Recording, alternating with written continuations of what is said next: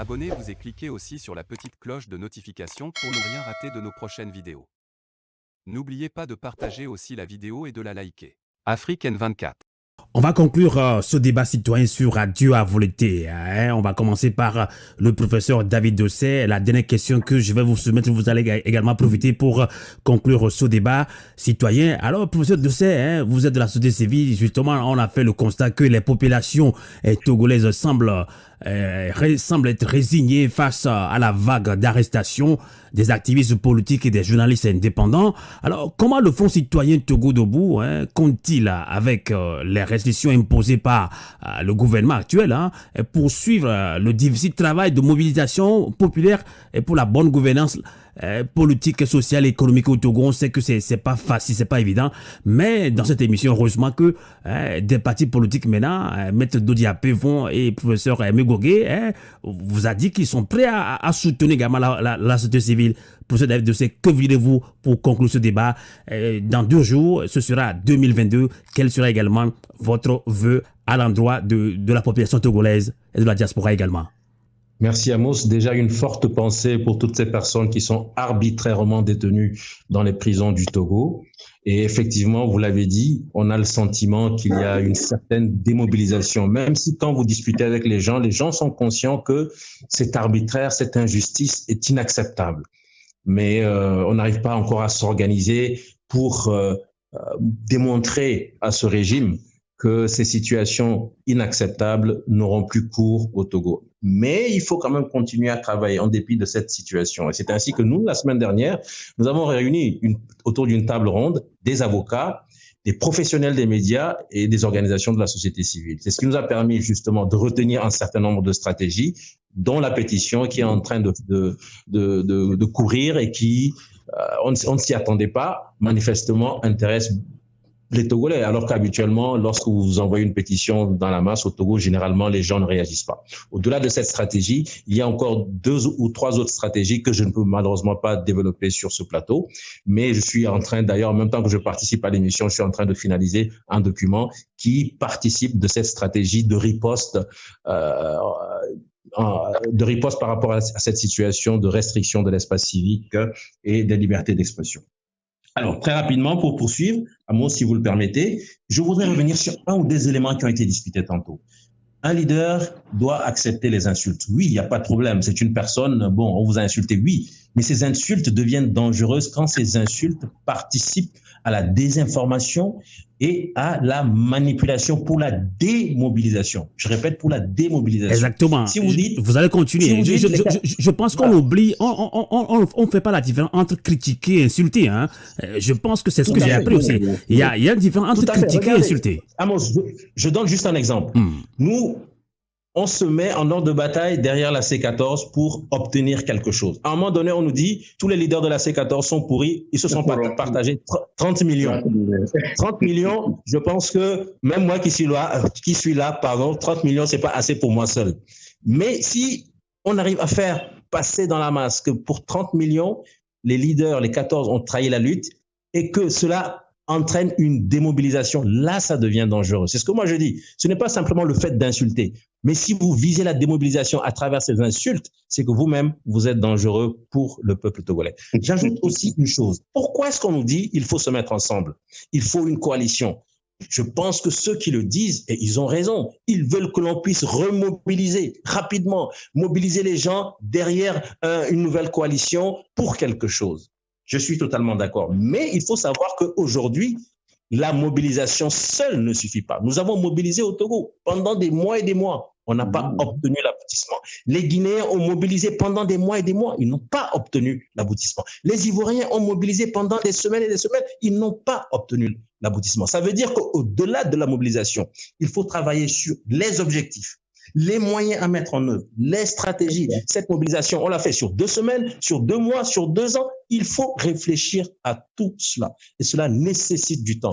Donc, laissons le temps au temps pour que cette fois-ci, si on remobilise, et moi je suis convaincu que le moment viendra où vous allez retrouver les Togolais en masse dans la rue, mais que cette fois-ci, ça soit la dernière et que ça soit la bonne. On ne peut plus ressortir pour revenir en disant on a échoué. Ça, ce sera inacceptable de mon point de vue.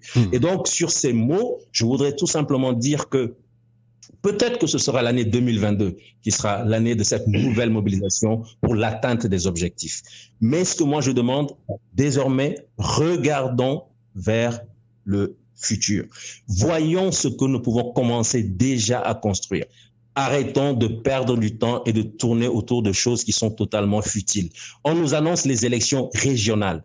Est-ce que les partis politiques vont y aller? Nous avons fait une réunion la semaine dernière du Front citoyen Togo Debout. Nous avons dit, nous allons aller vers tous les états-majors, je l'annonce ici, pour leur demander qu'est-ce que vous décidez pour les régionales? Est-ce que vous y allez ou pas?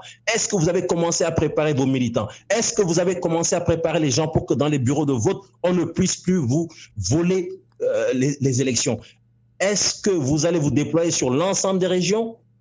Ou alors vous allez concentrer toutes les forces de l'opposition sur une ou maximum deux régions? Ça peut être une stratégie. Supposons que nous prenions la capitale. Tout le monde sait que quand on prend la capitale, on prend le pays. Ça peut être une stratégie aussi. Et donc, au lieu de perdre du temps à s'insulter, commençons à réfléchir. Je ne dis pas qu'il faut aller au régional. Je ne dis pas que voilà ce qu'il faut faire. Mais je voudrais qu'on commence à faire des propositions constructives, qu'on commence à réfléchir et qu'on sache ce qu'on veut faire ensemble pour faire avancer la barque, pour que le Togo devienne un État démocratique et de paix.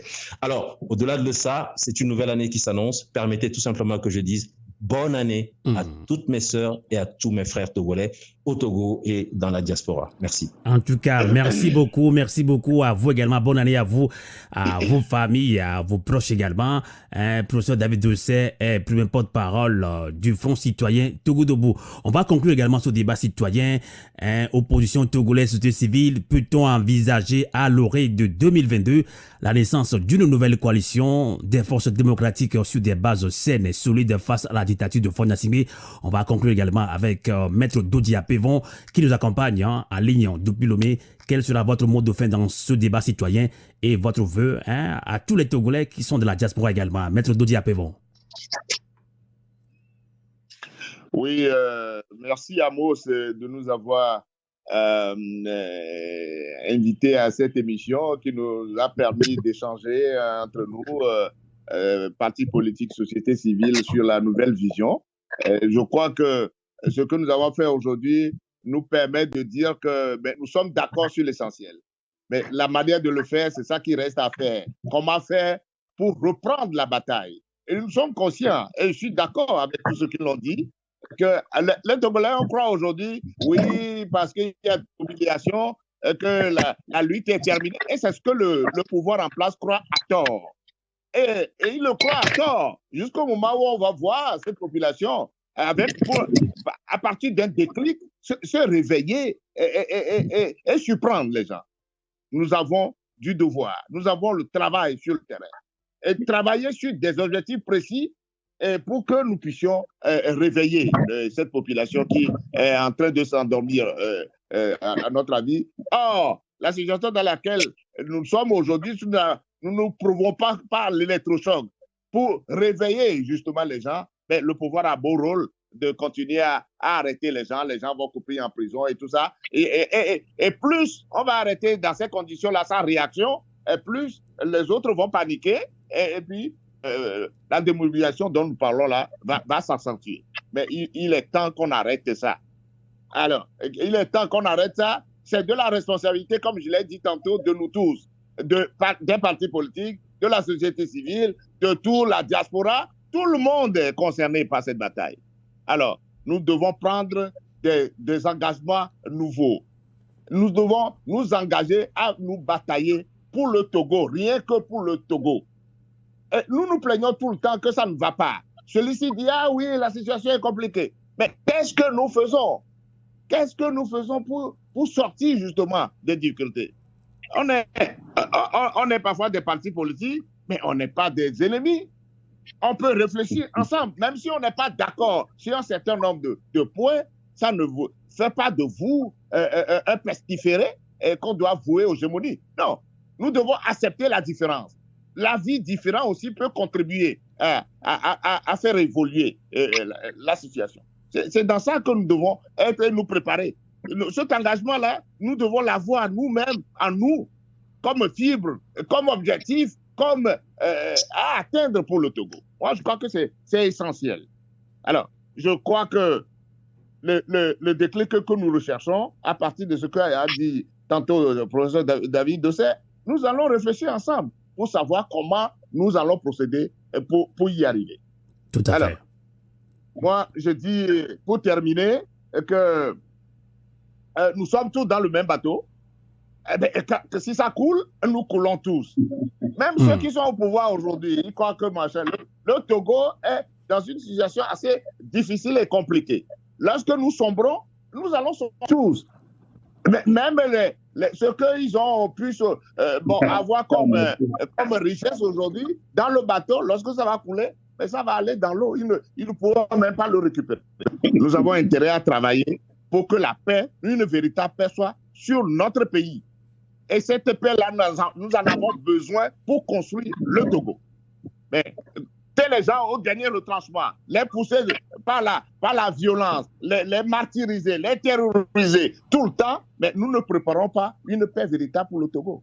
Nous devons y réfléchir à 1000 reprises avant de continuer à aller sur ce terrain de la pression, de la peur, de l'intimidation, des arrestations et tout ça. Nous devons y réfléchir parce qu'on ne sait jamais de quoi demain est fait.